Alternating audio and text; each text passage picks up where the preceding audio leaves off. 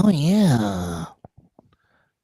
Good evening, and welcome to Masterpiece Theater. No, I'm kidding.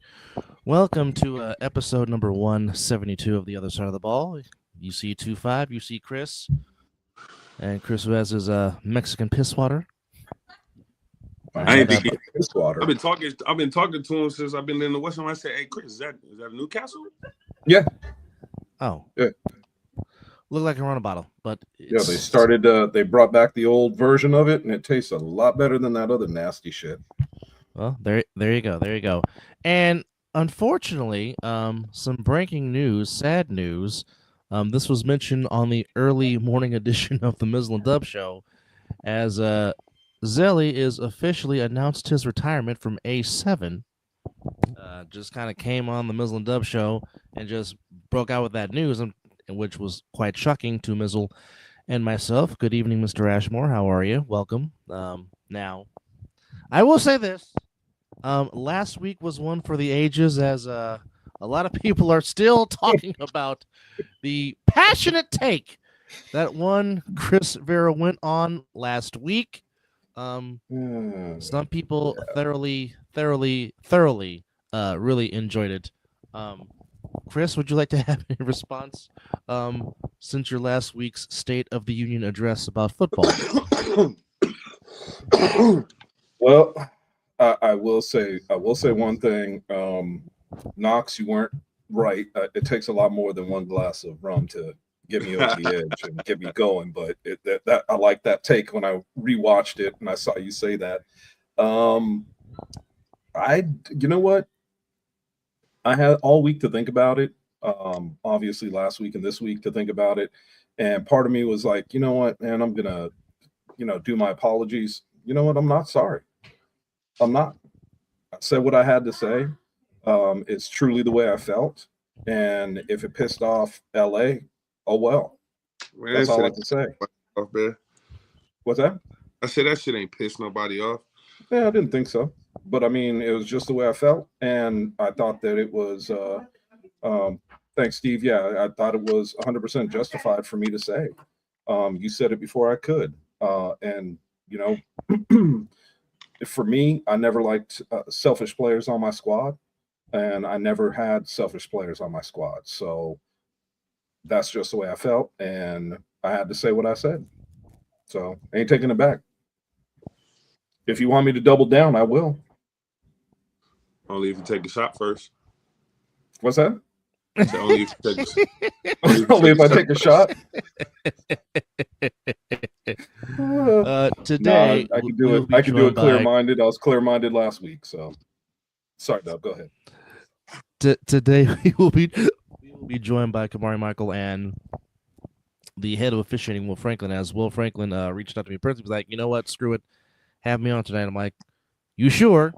And then his reply was, "Yeet." So we do have two guests coming on our show tonight.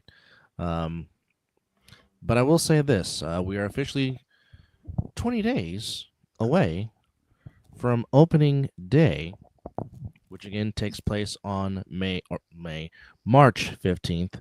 And here comes Zelly throwing in some Cowboys shade for one Mr. Vera. They haven't franchise tagged him yet, man. Been watching that very closely. No franchise tag yet. But I am a little, I won't lie, nephew, I'm a little sad that you're retiring. Yeah, no, I was looking forward to a whole lot of yeeting on the sidelines, but that did not happen, which is makes me quite sad. But nonetheless, stuff happened. But again, friendly reminder: March 15th, coming up to you. Thank you, Mr. Ashmore, for correcting me. 18 days. 18 days. However, this year, some interesting changes. A lot's been talked about, and of course, Will Franklin will talk about it more because it was actually his post that kind of set the tone of what took place. But we will say there will be no Compton Accelerators, and there will be, unfortunately, no Atlanta Inferno this year. But there will be the Lexington Phantoms.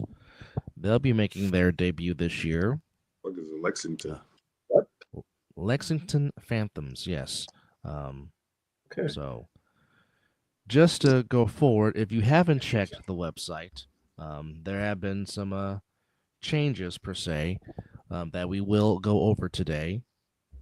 And just to give you a quick synopsis of what that means. Now, again, it will take as Ashmore says, shocker, no LA team. Right. Hey, that's beyond our control. But opening day will still take place March 15th. There are some changes with one game, I think. Originally, the Hunters were supposed to go to LA to play the Compton Accelerators. They will now open up the season against the Silver State Stealth.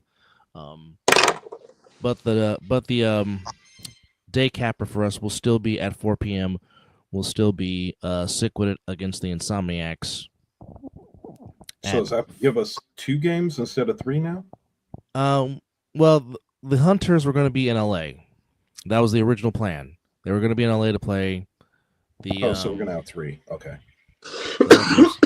And originally it was supposed to be the Stealth against the returning OTT, but that did not happen. So, right now, as it stands, for here in Vegas, it will be Hunters, Stealth, and then Sickwood Insomniacs. Stealth and Hunters will kick us off at 1 p.m. and 4 p.m. for Sickwood and the Insomniacs. And this year, our games will be taking place in Henderson at Pinecrest. Okay. That will be our home for the season. It will be a 5-game regular season, with the regular season concluding on April 19th. Wild card will take place on the 26th of April. Playoffs on the 3rd of May. Final Four on May 17th, and the championship is May 31st. So in total, 9 weeks of season 12 upcoming for the A7FL. Yeah, it might not be sweating it out, sweating to the oldies this year. And then, as Ashmore said in the comments, going back to same schedule as last year, 1 p.m. and 4 p.m. each week. Correct. Well, that's good for me. That means I at least get a little bit of sleep in on Sundays.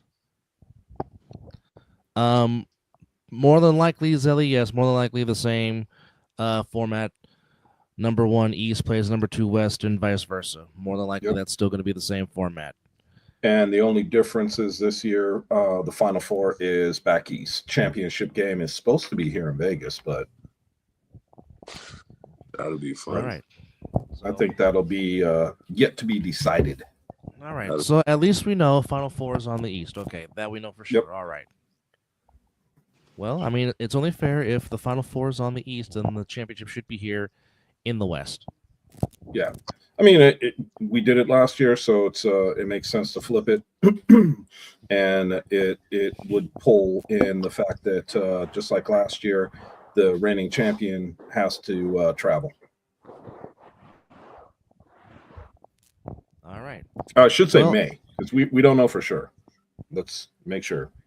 Well, as it stands right now, and again, this is off the A7FL website, May 31st is the scheduled day for the championship game. So there you have it. Now, I will say this. It would be nice if we are back at the Fieldhouse of Publicity, but that's hoping, because that is a very nice facility. But it's nice that the West Coast, for the first time since 2023, gets to host the A7FL championship game. But that's here nor there. First things first, the season starts on March the 15th. Now, most matchups are still the same, with the exception of a couple we just talked about. The Hunters taking on the Stealth to open up the season. We're still going to have Renegades against the Animals. That's at 1 p.m. Eastern. I said one can hope, Steve, okay? All right? I said here's to hoping. Yeah, you did say that. All right? Good grief. However, also you got the BIC and U 4 p.m. in Asbury Park. The Phantoms will make their debut in Virginia, taking on the Virginia Heathens. That's a 4 p.m. start. And, of course, another 4 p.m. start will be, of course, the Insomniacs, and Sick. Okay, so that's 1 p.m. Eastern, which would be 10 Pacific, 4 p.m. Eastern, 1 Pacific. So while Chris and I are doing our first game, the U and the BIC will be going on during that time. So hopefully we will give you some updates as the game goes along. So no, You know I what? get Thanks it. for reminding me. You're being a realist, and I'm trying to be a futurist, if you will. So like I said, one Never can say hope. never. Yeah, I mean, anything is possible, but Stranger things have happened. that is also very, very true. Now, 2-5, Yep. you must be given some kudos because you did try to forewarn a certain someone. Don't come on here with that stuff. Try to keep this formal. So I do want to give you your flowers and give you your just due because to quote Corey Hammond, who's on assignment tonight, you did try. I just want to. I just want to give you your kudos and give you your flowers because you did try. That's all you could do. Try to, lend a helping hand. I mean, he's cool though, so it's not like I understand who he is, and that's why I tried to give him the heads up. You know what I mean? But it's like at the same time, I mean, it is what it is. Shit's gonna unfold the way it unfolded. We did have a conversation on the back end, and like I say he was cool. It wasn't too much.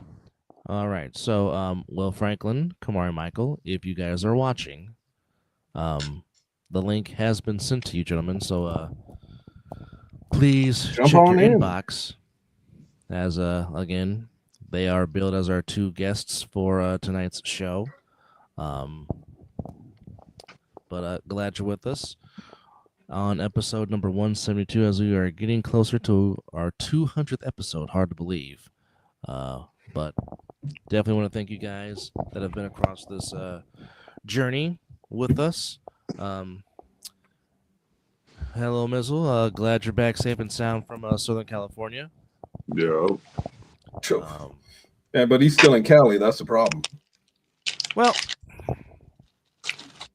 Well, this trip was not a pleasurable trip per se, and I'll leave it at that. But real quickly before we get on, certainly want to send our thoughts and prayers to Nick Blaze. For those that don't know, Nick Blaze was the longtime producer of this show when he was living here in Vegas, who's now relocated to Colorado, but he's going through some challenges. But we here want to send our prayers and best wishes and let Nick know that we have not forgotten about him. Never forget about a brother. So certainly want to keep him lifted up in prayers. He's going through some challenges. So Blaze, if you're watching, praying for you. Most definitely. 100%. Well, we need to get there first, but thank you, Steve. All right. And upcoming milestone? Mizzle says he is still coming, so eventually you will get a Mizzle sighting in the state of Nevada, Chris. So, well, you know what? I'm holding him to that because me and him got some drinking to do. I don't know about all that, but yeah, you already know the score. Well, he and I got some drinking to do. We talked about that. Yeah, I'm cool. And he could easily fire up in my backyard. I'm good with that too. Well, he will get acquainted with River real quickly. Yes, he will. Yes, he will. Pretty sure she weighs half as much as he does. All right. So, as again, Camri, Mickel, Will Franklin, if you are watching, again, the link has been sent to y'all. Well, Ashmore, you are one of the hardest working men in sports. Dude, Steve, the thing about it with you, man, is you're always welcome. Whenever you want to come over, man, just give me a heads up. Anytime on the weekends. There you have it. You and Dub are always welcome. 2-5's always welcome, man. My brothers are always welcome over. Just give me the heads up. So I'm gonna see if I can text Will. I was just about to do the same thing. maybe he gets double teamed. I don't have Camari's number. Otherwise, I'll text him. But No, well, I sent it to his inbox. no, I mean, they asked for it. They got it. What's up? Yeah. And you're right. I do live at the end of the earth, but it ain't that damn far. Come on, we live in Vegas, man. Ain't nothing that far away. It's not that far. No. I mean, he lives he lives down the street from a 7-Eleven, for crying out loud. Right? Did Zelly ever touch on why he was retiring? No, he just said that he was retiring. Didn't go into details. Zelly, if you're watching, you're more than welcome to express why you're hanging up the A7 shorts. Although the one thing I did ask him, I said, "Are you still playing in the Fire Police game in May?" He's like, "Yes, I'm just retired from A7."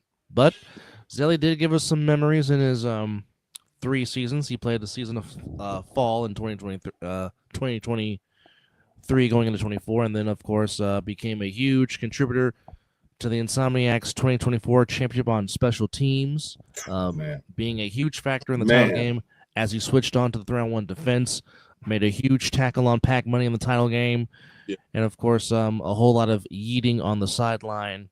But certainly, sad to see that won't be yeeting on the sideline.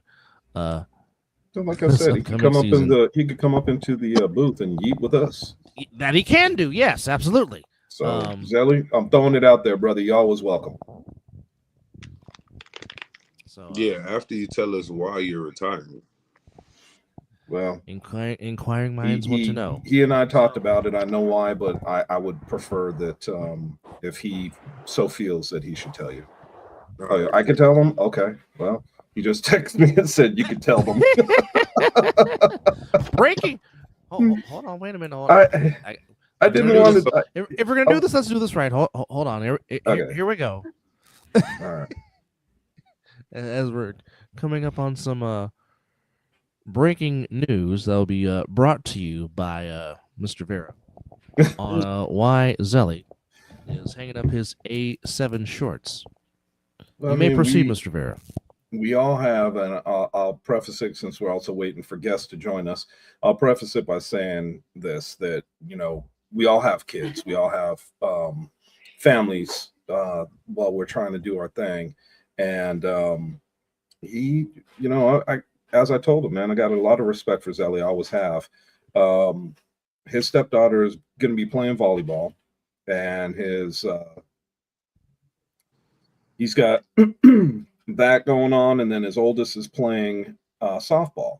So he can't guarantee he's going to be there every Sunday. Oh, and he feels like he'll be taken away from players that could be on the field. So it made more sense for him to step back and let those guys play, since he can't be there every Sunday. He doesn't want to take that away. And I get it. I had to do the same thing. I don't believe it. What's that? What? I'm about to message you. That's real, because Chris, the way that was almost like you was reading the script, but you were reading around certain parts. You feel me? You want me here? Hold on. It wasn't real, and for I can't commit to every Sunday. My stepdaughter is playing volleyball, and my oldest is playing softball with 5th graders and 6th graders. And I'm just fucking around with them.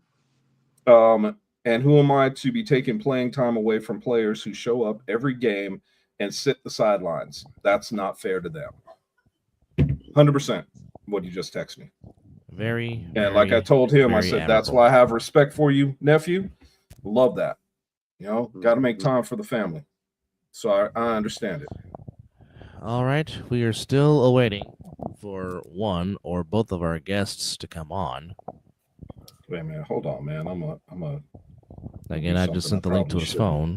Hold the phone. All right. Hold the phone. Perhaps some more breaking news.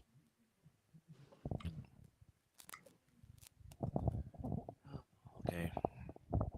Chris, you might have a rebuttal.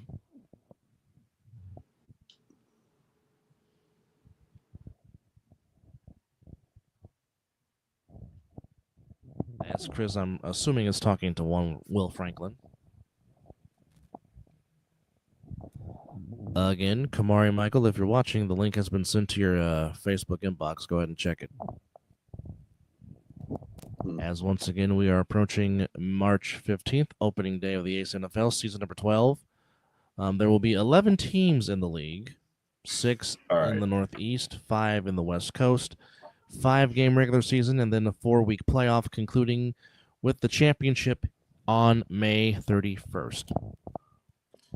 All right. So, Chris, would you like to rebuttal? on what? What the fuck is he still even commenting for? Like Man, LA. look, I said what I said for last week. I'm not going back into it this week. Whatever. No, let it go. I just got off the phone with Will, and he said he's gonna try to get to a quiet spot. He's at a basketball tournament and jump on. Ah, yes. All right.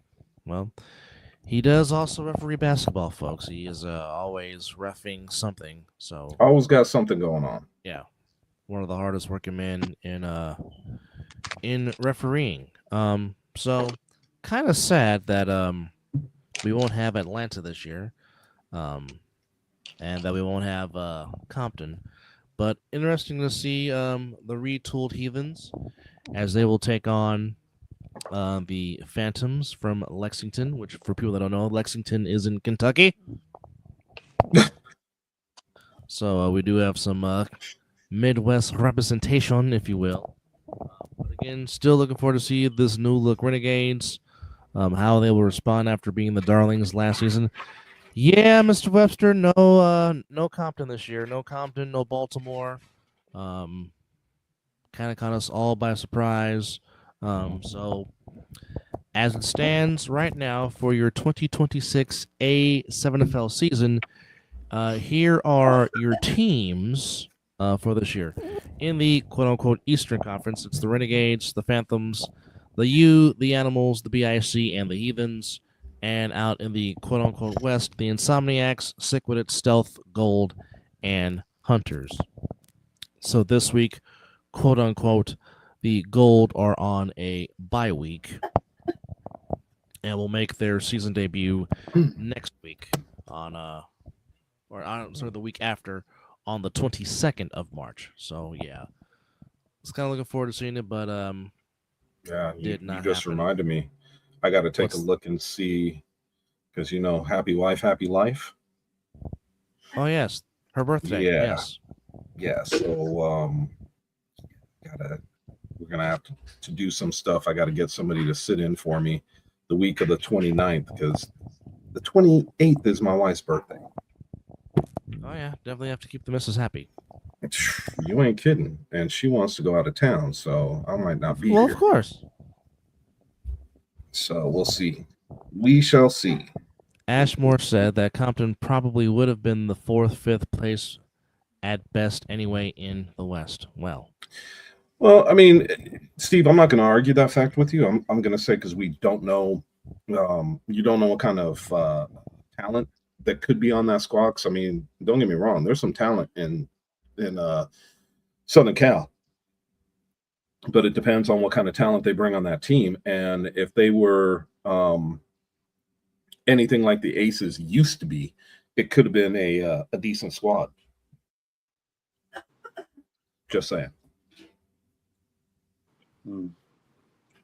So we'll see what comes up, man. We'll see what there was just in the talks. There was a little bit of a hesitation in when we were having our meetings, whether or not the accelerators were going to be able to actually field a decent team.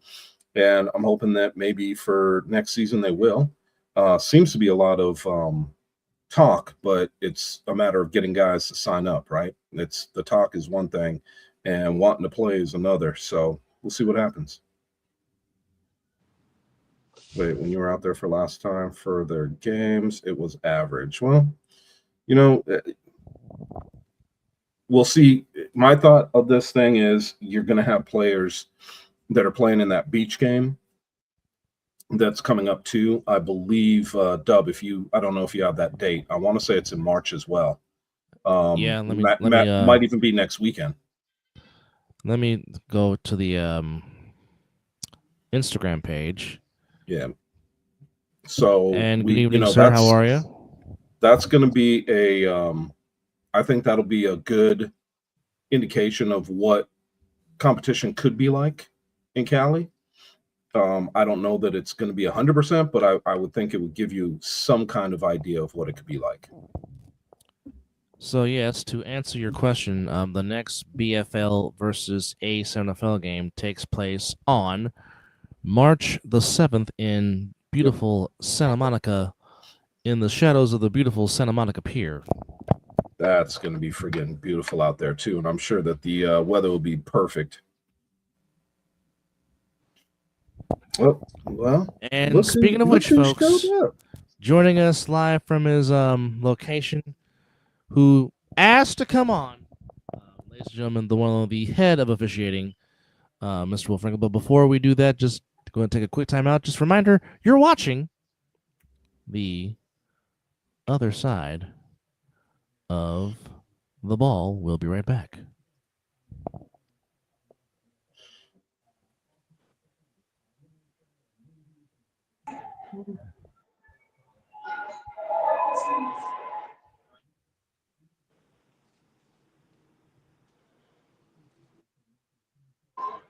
Again, as mentioned, Mr. Will Franklin shaking his head. He said, "Look, I want on the show." So, as always, Will Franklin, welcome back, sir. How are you? That's how you gonna play me, Dub? I'm over here begging to be on the show, dog. God damn, man. I didn't say you begged. You just like, look, I want on, dadgummit. Listen, after last week's shit show, you're goddamn right. Get on here, give people what they want. Chris out here chastising people. Oh man, I don't chastise nobody, man. I just say it like it is, and people get mad at me. Giving them young boys the business last week, boy. What's going on with y'all fellas, man? All right, so I guess what's going on with you? Man, I'm at this CIAA Design 9 night here in Baltimore, man. Get to watch some of my other refs do some of these games in here, man. So just enjoying the night out. I actually forgot all about this, man. So hopefully the background noise isn't too bad.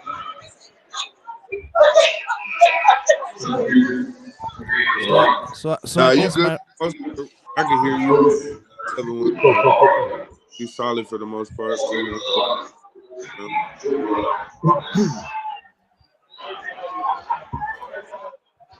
Y'all gotta forgive me if you hear me. If you hear me order a fully loaded glizzy with no bun, just know it's not me. Yeah, you said you're at a basketball tournament, huh? Yeah. Who fell down the elevator? Question for you. So, rule changes for this upcoming year. Did I open a can? Yeah, he's here to give the people what they want to talk about. So, quarterbacks are taking too many blind shots, man, from all the video that we watched. So we're considering putting flags on the quarterbacks. What else? I'm fucking with y'all. No, man, there's no real changes this year, man. So if there's no rule changes, are there any, I wouldn't say changes. So the official rule book. Go ahead. Yeah, so Derek and I worked on the rule book most of the off season, and we cleared up a lot of the language. While we're creating our own rule book, it's a great master copy. I don't know when we're going to release it, but it's cleaned up a lot of the language. Derek had a lot of concerns about loopholes within rules or misinterpretations that were universal for everybody. So yeah, it got cleaned up a lot, man. It definitely got cleaned up. What else? Yeah, no, man, that's it, man. As far as the rule book goes, there's no changes. We didn't really play with anything this off season. Nothing came up from suggestion from the owners. So yeah, man, we're just adjusting to this light schedule right now, man. I think this is kind of blowing everybody. I agree. I think the light schedule is a little bit of not a little bit, a big change, and maybe not exactly the direction out that we want to go, but at the same time, um, does that change competition? I don't know because we still got the top tier teams are still playing, so I can't complain. But what I can complain about is I think that some of the teams that wanted to get involved in this, um, they truly need to get their shit together for next year. Yeah, my initial reaction was just extremely blown, man. When when I seen all the cities that weren't going to be in it. I had already been prepping the Atlanta refs. Um, you know, this had national ref job, man, has not been no pump this offseason. I'll tell you that much. Um, trying to find refs for the one team in Kentucky for them to do 4 games on the season.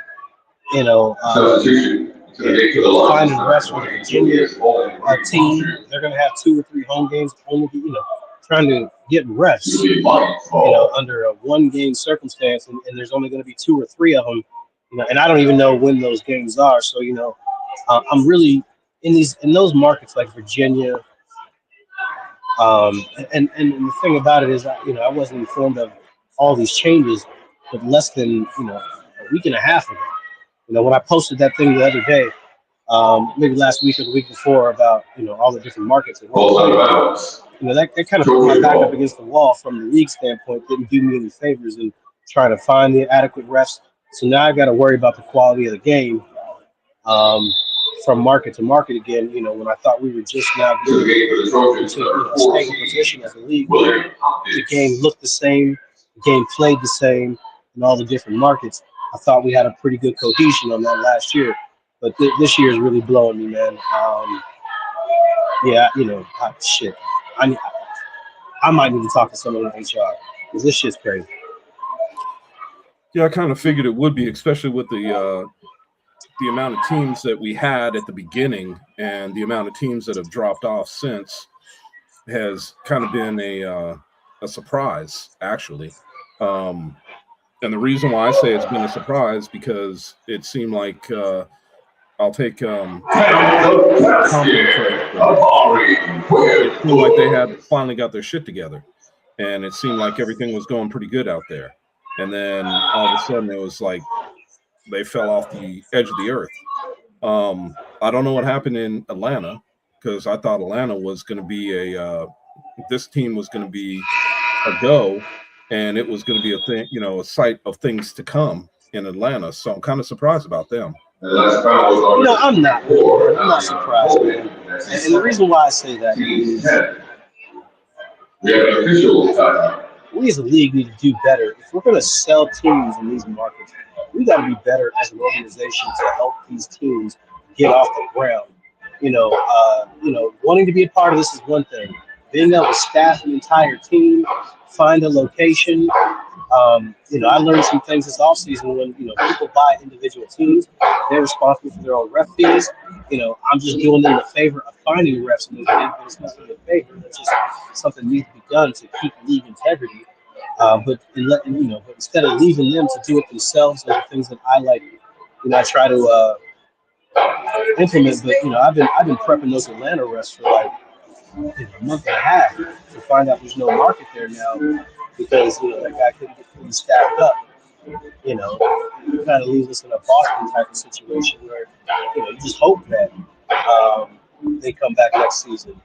But not having the Atlanta market, LA market, no Indy, no Ohio, and shit, even in my home city. You know what I mean? 2019 we had 8 A7 teams in Baltimore. 3 seem to be the sweet spot over the last 2, 3, 4 years. But to have no team in my market is disheartening as shit.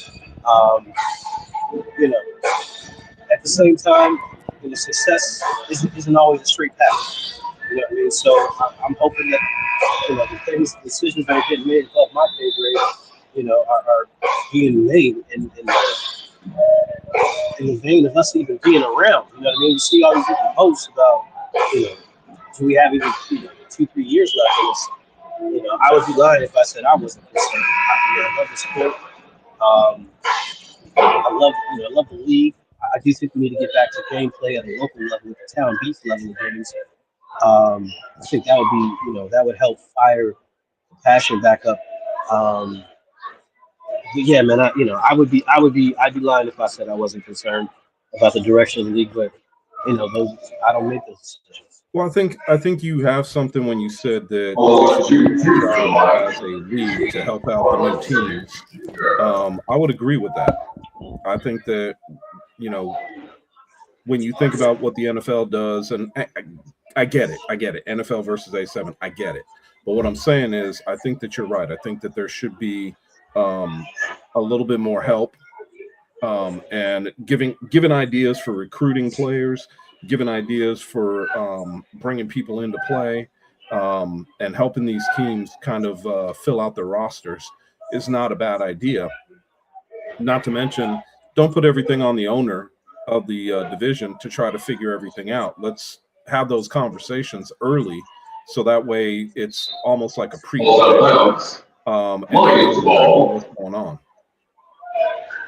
I mean, not even the NFL, man. If we need to package this stuff like, a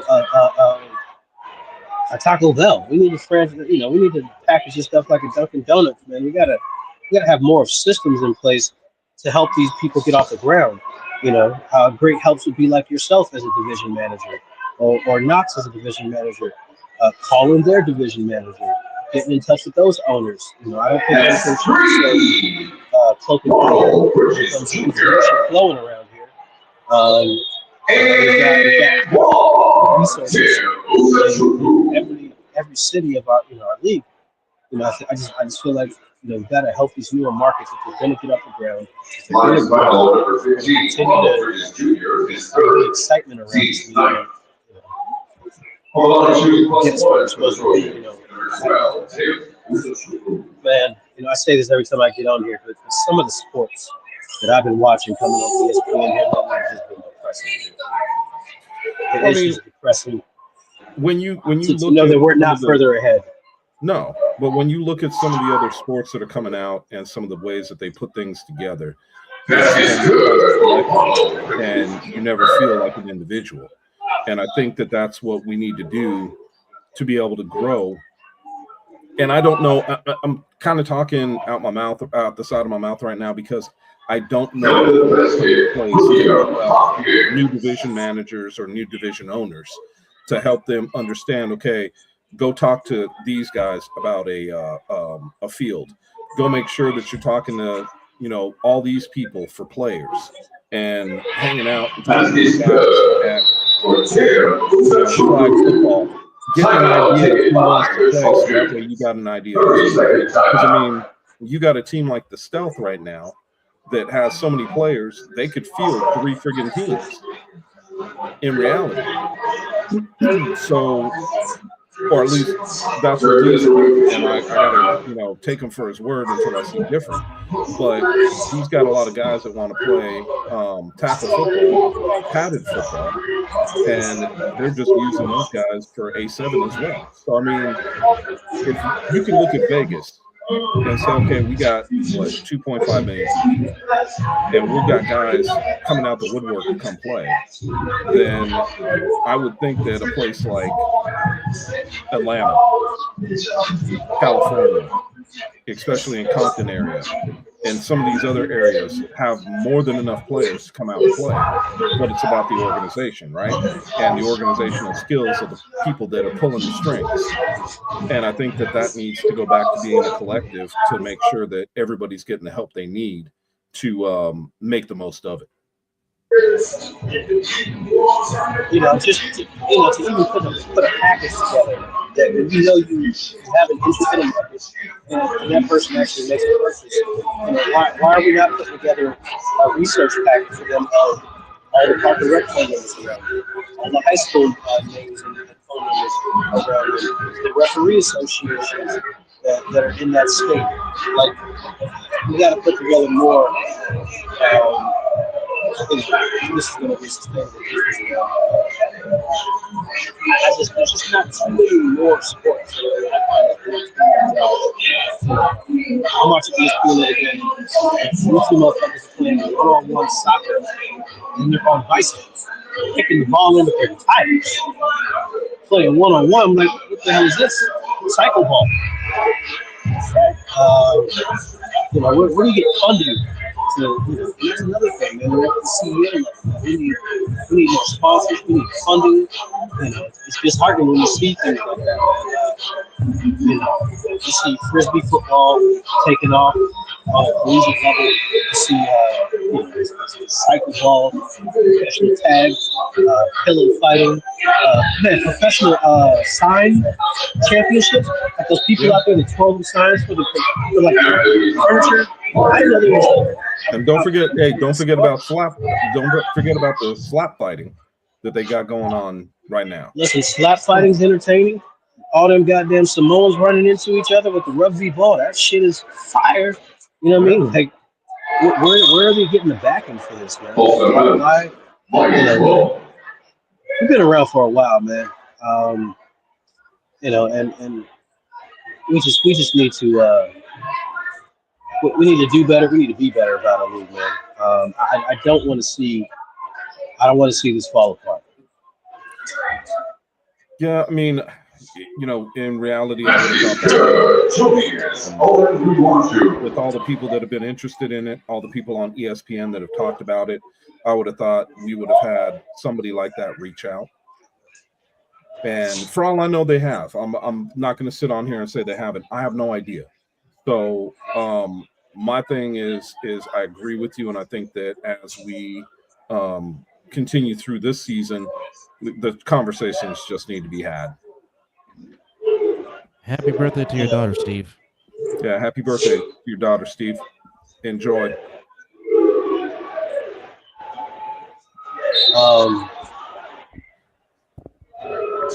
Yeah, man. Even at one point in this offseason, they asked me to be the division manager for Baltimore. I'm like, what the hell are you talking about? Say that again? I said at one point during the offseason, they asked me to be the division manager for Baltimore or the DMV area. And I was like, man, that's just too much. Now, speaking of Baltimore, you had a very hot, passionate take about Baltimore, and some kind of gave you some flack about that. Why do you think that is? I didn't see any flack. I didn't see anyone that disagreed. I didn't see one comment of anyone that disagreed with me. I looked at it as recent as maybe a half hour ago. I haven't seen one point. I haven't seen one person say anything that they, Which I mean, all your points were very valid. Your points were very valid. Yeah, man. When you don't have all those teams to just flip over to and switch teams and it's tough, man.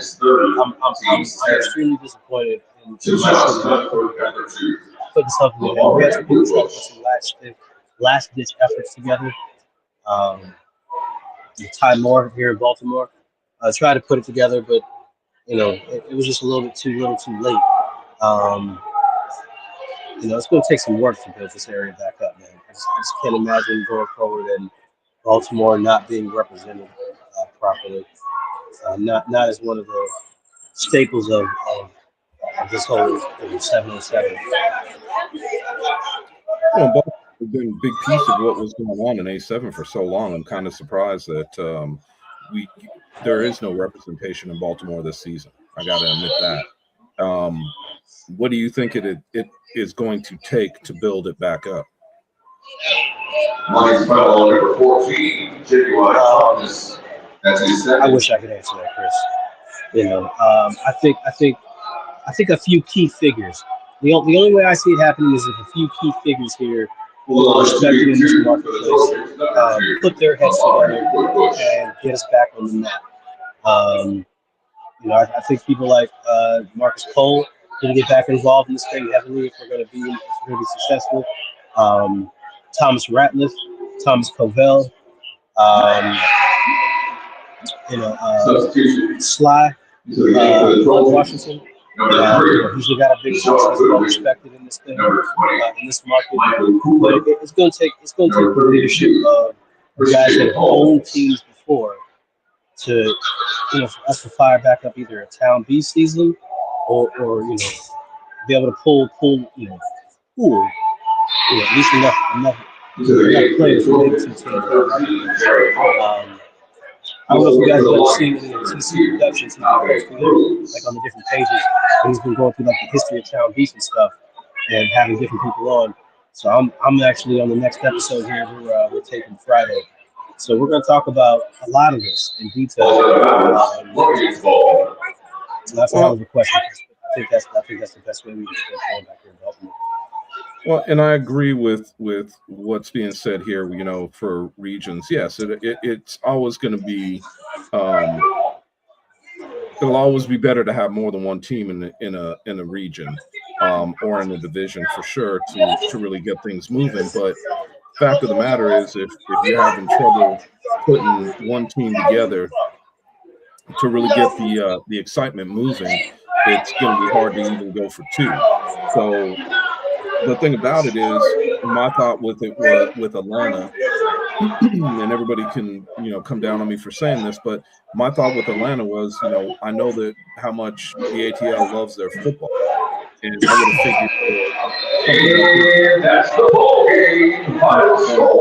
figured biggest places when I saw the watches from where.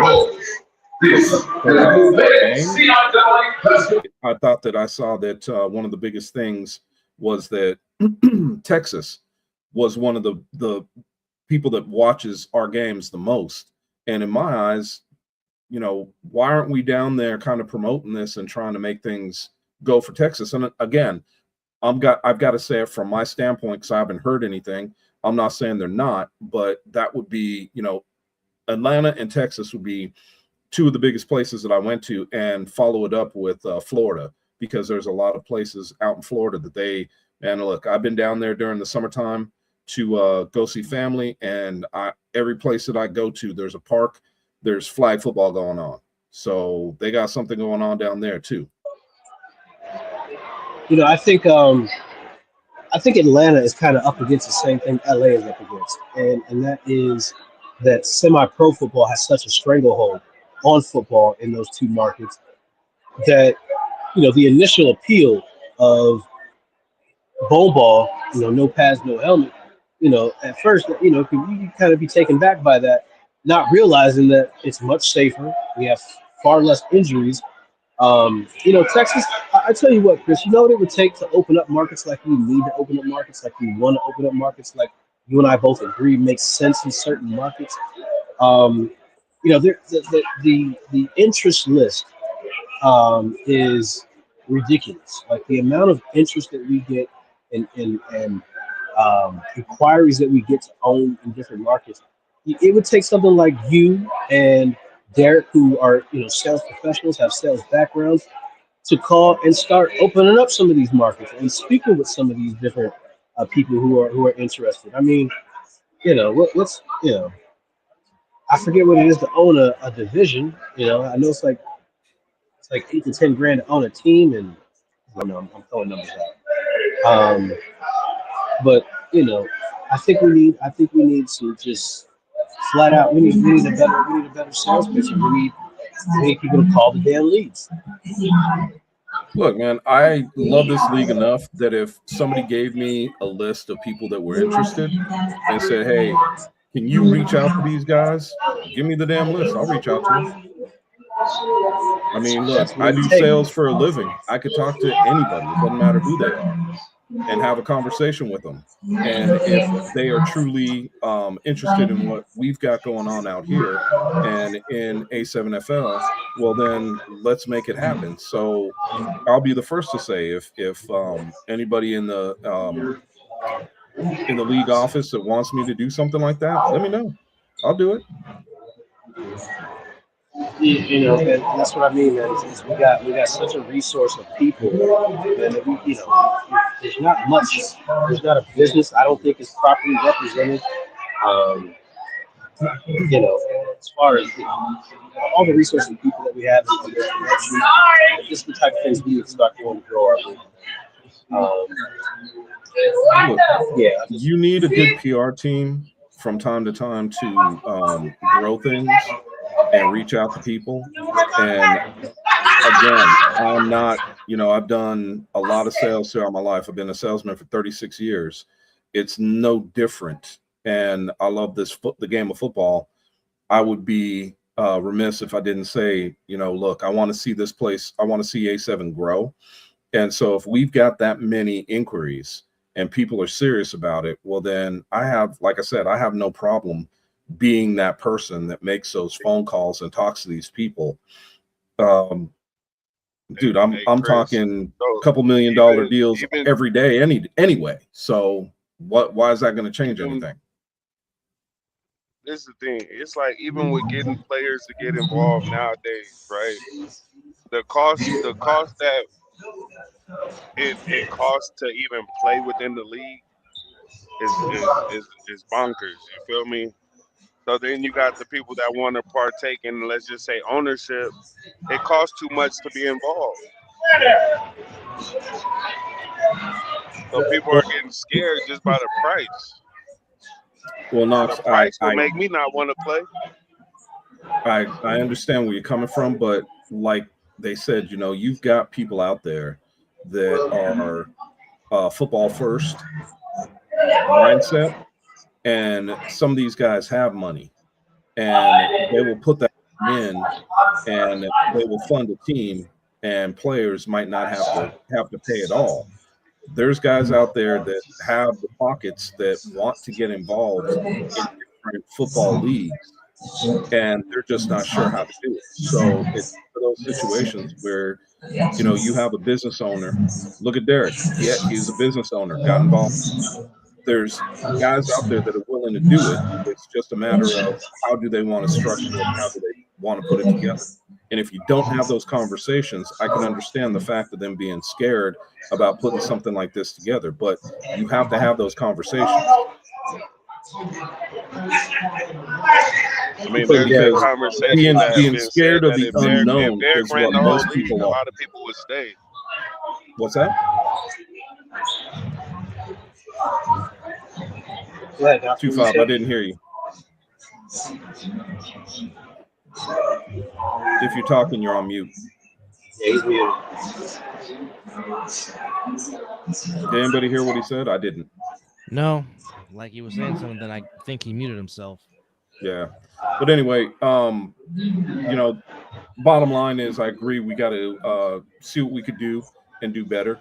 Obviously, the definition of crazy is doing the same thing over and over again, expecting a different outcome. So you got to change up how you attack things to get the results that you're wanting. And like I said, conversations are the first and foremost that happen with every day. You got to have those conversations. Sometimes they're tough conversations, but they're conversations nonetheless. And the thing about it is, if somebody's willing to invest, then cool, invest that money. You are now attached to A7FL, and now it's your turn to go do what you got to do. That's the way I look at it. Yeah, man. I hate to think that we're a last of a dying breed right now, man. But this is where we're at. The facing circumstances. This season, man, it's going to be short. If I want to participate in officiating anywhere, I got to go 3 hours south or 3 hours north. Just to stay involved. Out here. Huh? I said, or 5 hours out here. Oh, where? What? Out to Vegas. And you'd be out here for the championship. Yeah, I mean, definitely. I mean, that's the one game I'm definitely making. I'm a little mad that shit's gonna be outside though. Yo, last year whooped my ass. Well, just drink plenty of fluids. But it's only one game. You won't be out there for 2. Yeah, there's not enough hydration prepared for that shit if you don't do it. I I tried to tell everybody who came in. I told all the guys as they walked through, if you're not drinking,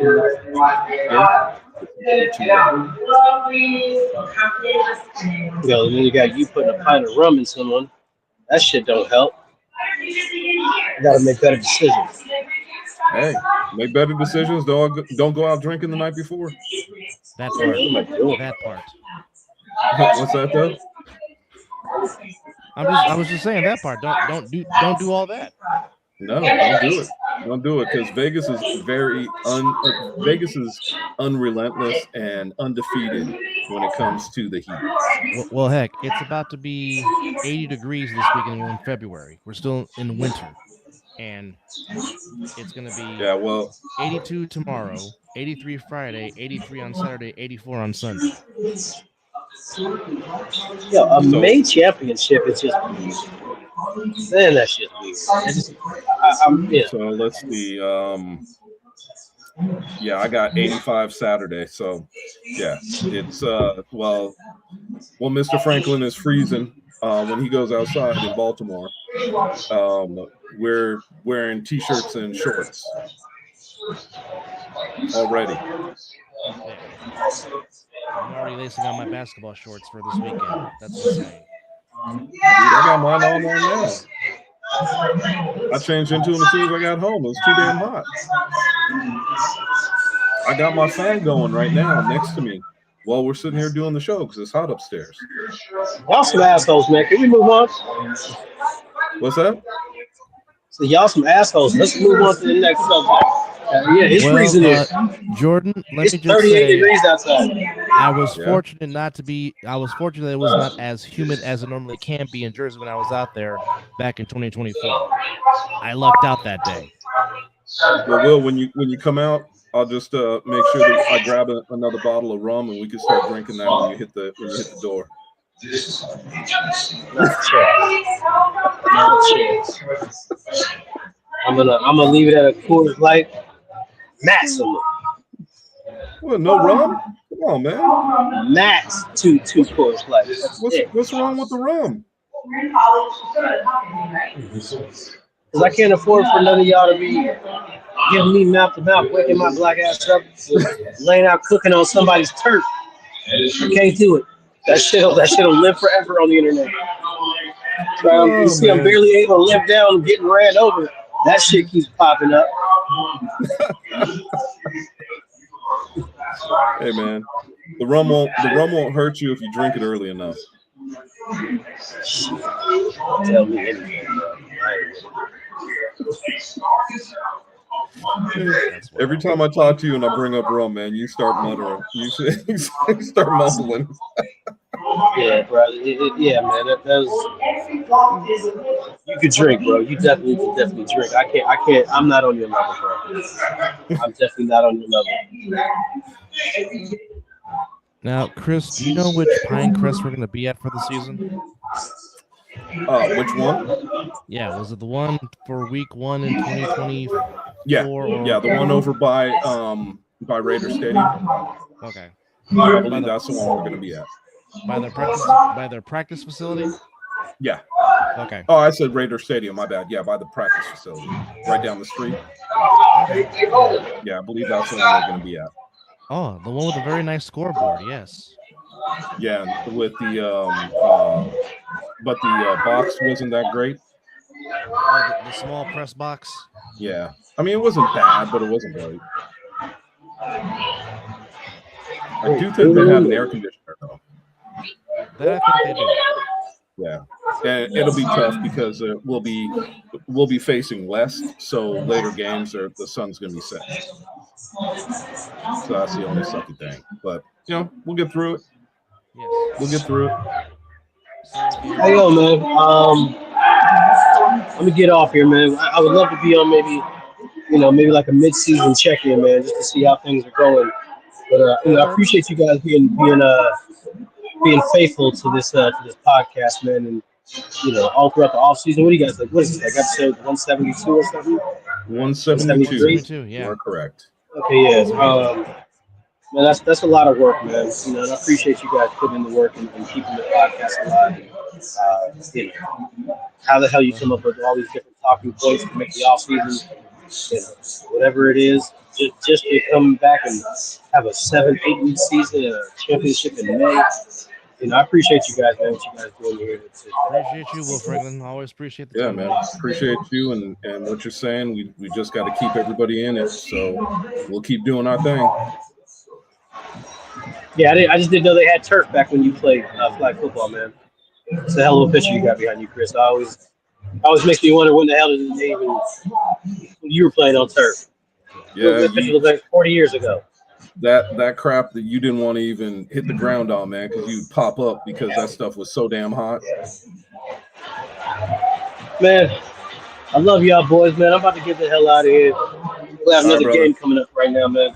But listen, man, I'll definitely check with you guys midweek, mid-season. Yeah, you got it. Whenever you All want to right. come back on, let us know. Or if some shit happens, Oh, then you'll be talk back about on that right shit away. too. Oh, absolutely. Yeah, we'll get you on right away if that happens. You know what? Fuck it. All suspensions are getting announced every fucking Wednesday. That's what we're doing. Okay. I Sounds don't good to care me. what market it's from.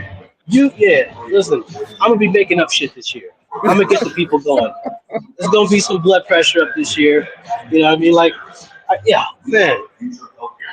God, I miss my city being in this shit, man. So yeah, so now I gotta fuck with the rest of the league, man. All right, man. Well, take it easy, stay warm, and we will see you soon. All right, brother. You guys be safe, man. All Love right, y'all. brother. You too. The head of officiating, the one, the only Mr. Will Franklin. What did he say? It was 30 degrees out there right now? I wouldn't be shocked. No, I I wouldn't. definitely would not be shocked. That was Will Franklin that came in and joined us. Again, still waiting on Camri. I've not heard anything back from him. I haven't either. So hopefully we'll try to get him on next week. Yeah. If he's watching or listening. But yeah. So Pinecrest Anderson will be the home this year for A7FL Nevada. Again, March 15th is still opening day, but the schedule has been condensed. It will be a 5 game regular season, and then it will be a 4 week playoff. So again, March 15th is the opening day for the regular season. The regular season will conclude on April the 19th. Um, but we will still have April the 5th off, for that is Resurrection or Easter Sunday. As you know, we don't play on Easter during the season, so that'll be our bye week, and then we will come back for the rest of April. Regular season concludes April the 19th. Then the wild card week is April 26th, which would be 3 versus 6, 4 versus 5. Then week 7 is the playoffs, 1 versus 4, 2 versus 3. Then, of course, the Final Four, which we are knowing that it will be in the East Coast. Don't know if it will be at Asbury Park Stadium or back in the Dome in Jackson, New Jersey. We don't know yet. But we do know it will be back east for the Final Four and Vegas. The West Coast, for the first time since 2023, will host the championship game on May the 31st. So, all in total, you get 9 weeks of action of ASNFL football. Of course, you can catch all the action on asnfl.tv. Myself and Chris looking forward to being back in the booth calling these games. Um, again, just to go over the week 1 matchups one more time. Again, Renegades and the Animals kick it off in the East at 1 p.m. at Asbury Park. We get going at 1 p.m. Pacific with the Hunters and the Silver State Stealth. And then, of course, the defending champions start defense of their title against the Patterson U. That's at 4 p.m. Eastern in Asbury Park. The Heathens and the Lexington Phantoms making their debut will be in Fredericksburg, Virginia. That's at 4 p.m. Eastern. Of course, our nightcap out here will be Sick and the Insomniacs. That goes off at 4. And, of course, that is your 1, 2, 3, 4, 5 game slate for opening day, as the Gold will be on a bye week. And I guess I'll have to bring my iPad back out so we can watch games and Yep. keep up with what's going on. So, dude, I haven't turned that damn thing on in about, okay, realistically, probably the last broadcast we had last year.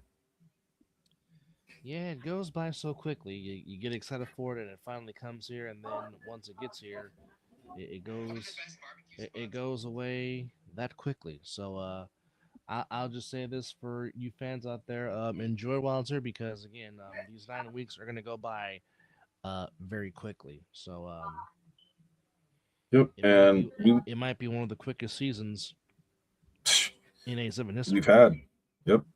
And the one thing, I know that people start asking about us getting into games and breaking things down a little bit for games, but until rosters come out, we're going to hold off. Um, there's obvious names, if you will, that will be an obvious, interesting piece. Obviously, the Insomniacs and Sick with it is going to be a really good game, as it usually is. What was the first one? Animals and Renegades. That should be a really good game. So I mean, there's games that historically, because of what we know from players and from the teams, that are going to be really good games. I'll be honest, we don't know what the stealth is going to be like. We had Leon last week talking about it. He seems to have quite a few players. We'll see what goes on there. A couple weeks ago, we had Jeremiah on. Don't know what's going to go on there. So there's a lot, A lot of uncertainty. that comes with a lot this. of uncertainty. Yeah, yeah. So until we start getting rosters and whatnot, it'll be hard for us to talk about the games here in Vegas. Obviously, we want to see what some of the other divisions, especially back east, who's going where. We've got obvious ideas of some of them, but again, until that game day, that first game starts, you just never know what's going to happen. So I'm just going to leave it there and say, okay, we're just going to put a bookmark into that place, and we'll talk about it once we understand who's playing where, and we'll talk about get more into the games and give you our, I guess you could say, our game choices of who's going to win and by how much, as we usually do. And we'll see what happens with these games. I know I'm looking forward to it. I'm looking forward to calling them, looking forward to seeing who's on the stealth, who is coming back with the Insomniacs. I know they say it's Revenge Ball. We'll see. When I say they, not the Insomniacs, everybody else has kind of put it out there as such. We'll see what happens. Sick. I mean, you heard last week Lee was talking about having well, now I'm by myself for a second, having Stone King out to a couple of his practices. So the question truly becomes, is he going to be back with Sick? So I mean, there's a lot of moving parts and a lot of thoughts. Well, not just that. If that's the case, I mean, if Stone King is not on sick, does that mean is Jeremy Geary coming back, Right. or is Fox gonna run the show at sick? I mean, there's lots of intriguing things that we don't know yet, and of course, as you said, until we get rosters, we won't know what happens. So, as they say, just stay tuned and watch. And of course, if there's any kind of a breaking news, we definitely will give you some information. Now, one of our followers who always leaves comments, Jordan Davison, he's now starting a podcast, and he, in a sense, busted out with his own preseason poll, if you will, which was quite interesting. Um, and I wish I had time to save the picture so I can scroll it up, but he has his, I guess, his preseason top 8 for the A7FL. And in some cases, it's not surprising, and some kind of are. Um, but obviously, he definitely is a follower of this league, and definitely we will get into that, talk about these preseason polls, if you will, which, take it for what it's worth. You really don't know what it is, but, it's quite intriguing who he has in his top 8 before the season starts. Do you have it? Can we talk about it? It's I don't have it saved. I mean, it's on his Facebook page if you want to go Oh, ring it up. you know what? I don't know if you and I are friends on Facebook or not. I have to look at it. I think we are. Hold on, let me try to find it real quick. Hold on. All right. Because I mean, I'm intrigued to see who he's got, where, if you will. Um, and how much influence is that going to have on what we will see? Because you know that the league will put out theirs, and how close is that? Yeah, you know what? I do not have Mr. Davison on my.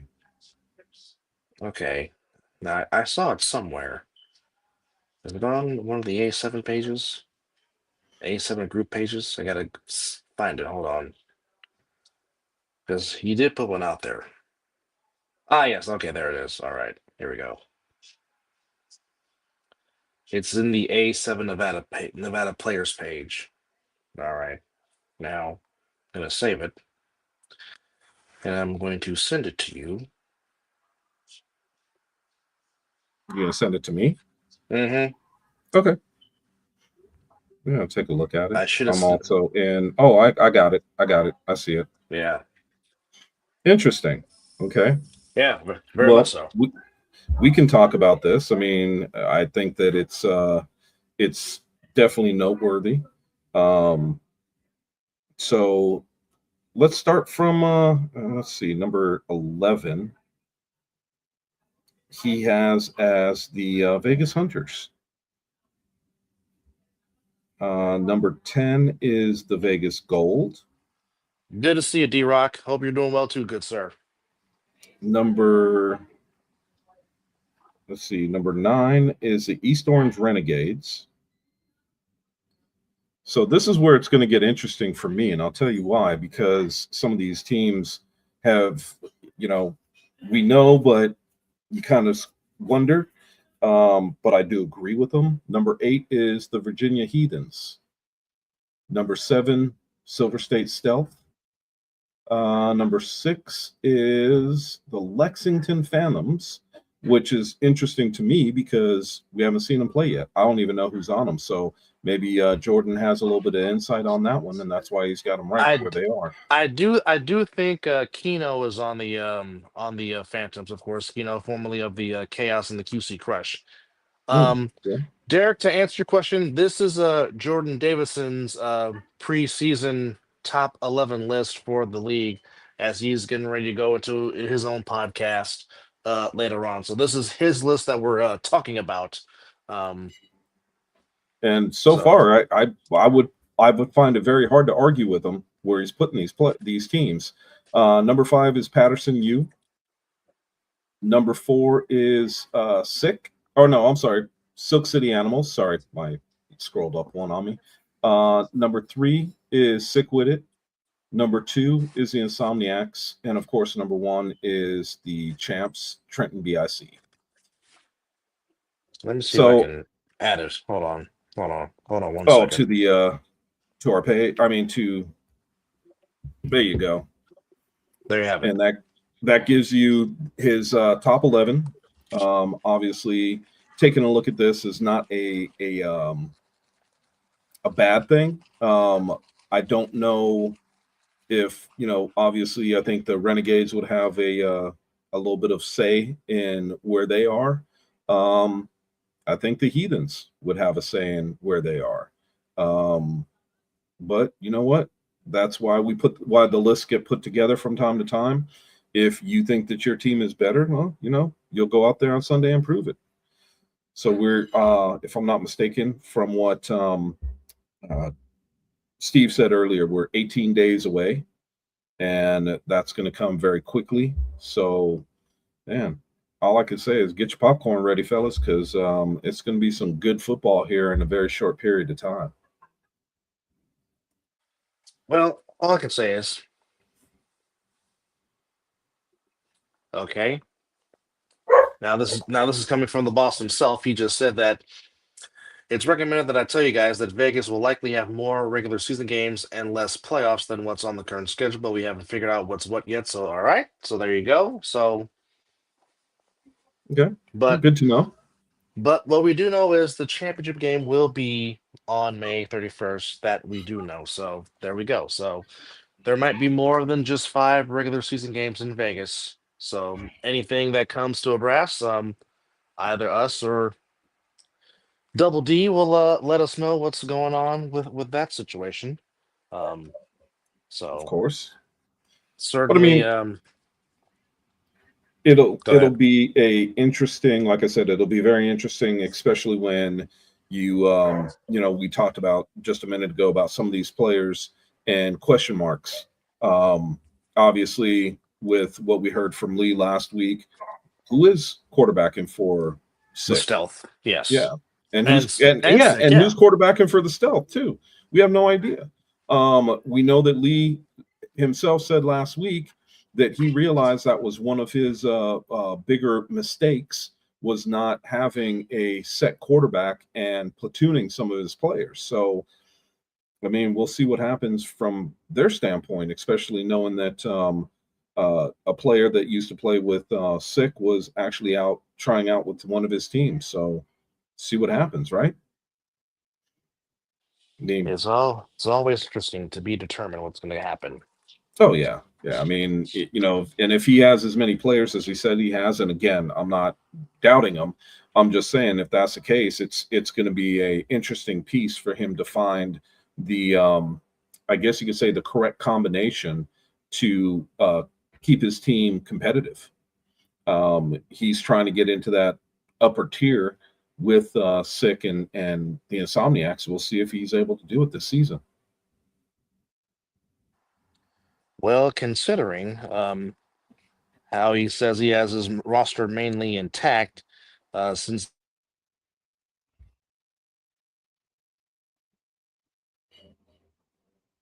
Dub, did we lose you? 11, so it's going to be interesting to see how he has his A7 roster set for this year, which Yeah. is quite interesting. But I mean, it seems like he's trying to put together a program and certainly wants to improve from what happened last season as they won 2 or 3 games in their debut. So definitely trying to trend upward and improve on that. And I mean, he certainly has some key pieces coming back. So I mean, it's definitely I mean, going to be Jordan interesting to Webb is watch. not a slouch. That's for damn sure. We know that. Um, No, he did. having him ha- ha- and Catching every third word from you, Dub. There you go. You're back. Um, I would, yeah, having Jordan Webb is going to be huge for him. The bigger piece that's from that's what I because caught. Go ahead.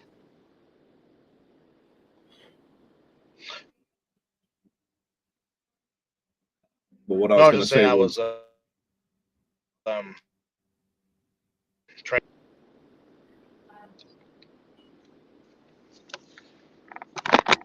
Did I lose you? no, you're here.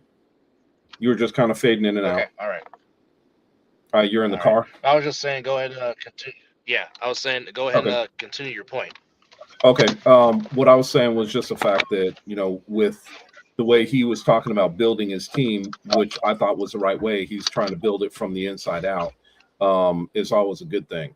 So we'll see. I guess he said he got some offensive linemen, and I think Yes. that's probably the biggest piece that he was missing last year. If I think if we were to be realistic, and he had a decent defensive line, but the problem that he had was keeping his quarterbacks upright all the time.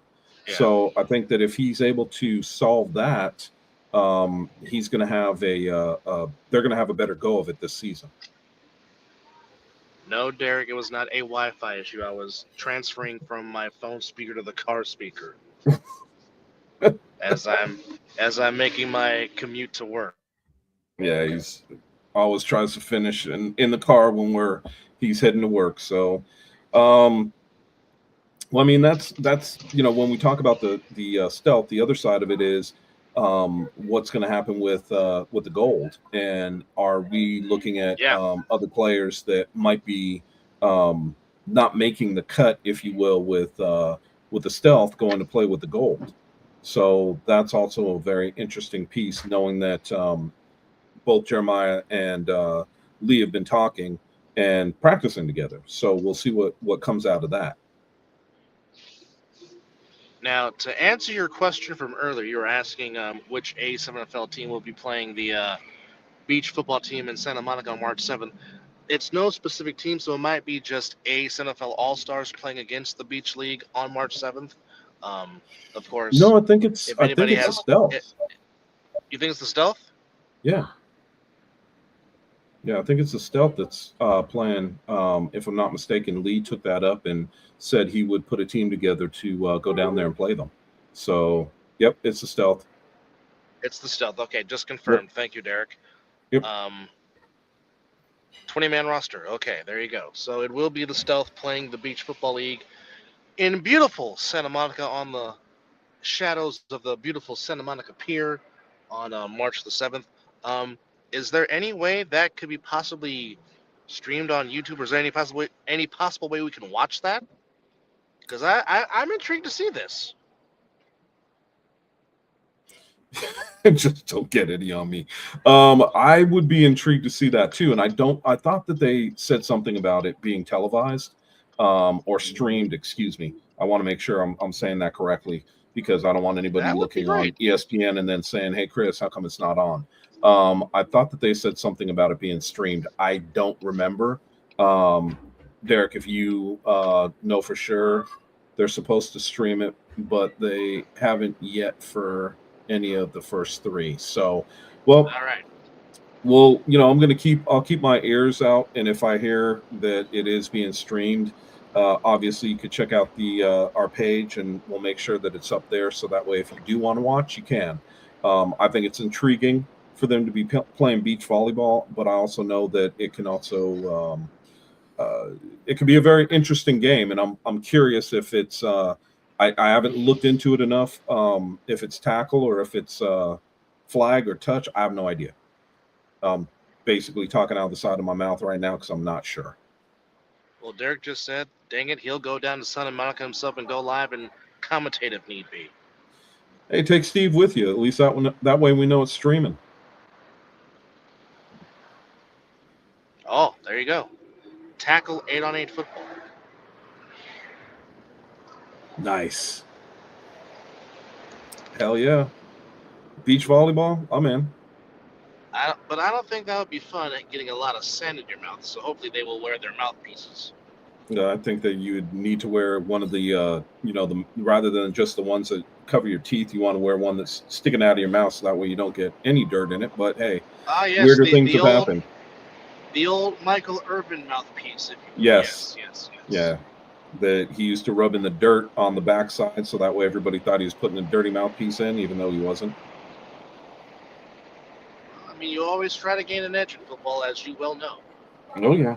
Whatever you can. Whatever you can.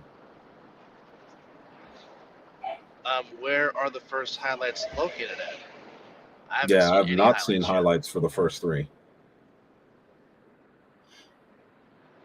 Have to tell me what page is on. I can go find and I can go watch. Yep. Heck yeah. I'll go see it. Go check and see what these guys are in for because March 7th is next weekend. Yeah. So definitely want to see what's going on with it. Which, in addition, it's your wife's birthday month. It's my mother's birthday month, so When's your mom's birthday? Mom is happy. Hers is on the 20th. Oh, geez. Okay. Yep. And Tammy's is on the 28th, so I will be. There we go. The day everybody. After, the day after my grandfather's. My grandfather's the 27th. Oh wow. Oh, you know what? Same day as our cousins. He's the 27th. Brett.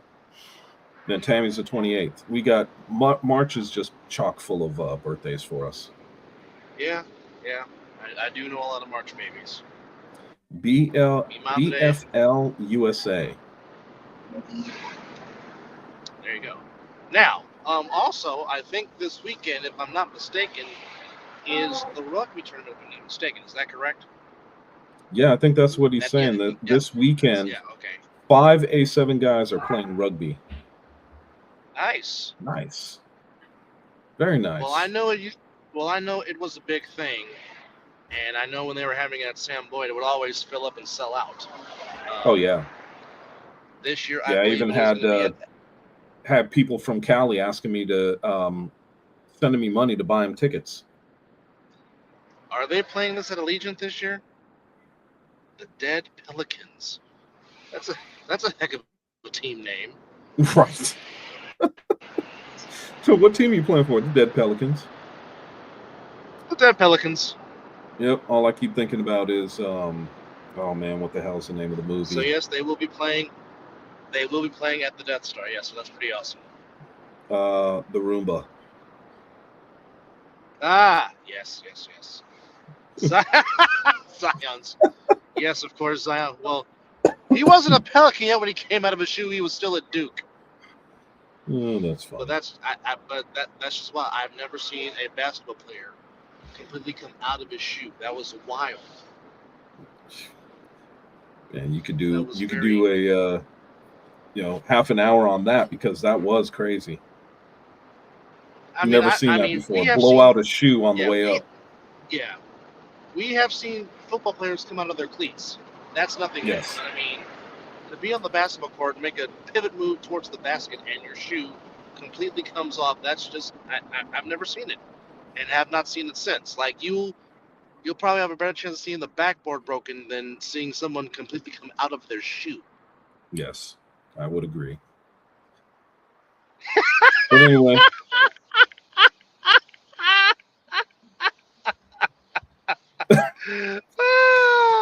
Jesus. That is funny. 3 minutes, Chris. Final thoughts before we put a bow and a wrap on episode 172. Well, 18 days, man. 18 days, and we get to have that what I would consider fun. I know it's a people don't see behind the scenes and the hard work Derek does and everybody does for setup and all that fun stuff. So looking forward to calling games with you again, my brother. But it's one of those situations where I'm really looking forward to this season. I know that we've got 2 games, but I think they're going to be exciting. And I think that the games back east are going to be just as exciting. Looking forward to it.